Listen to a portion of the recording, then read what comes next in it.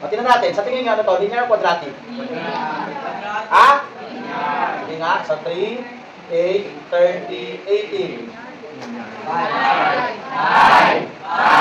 Quadratic linear. O, ano ginagawa natin pag ganyan?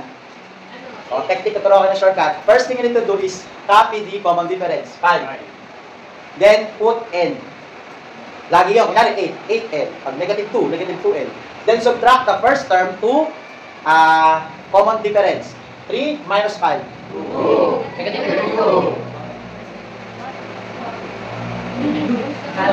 O, try natin ito sa formula, ha? So, a sub n is equal to a sub 1 plus n minus 1 times n. May first term ba? Yes. Ano? 3.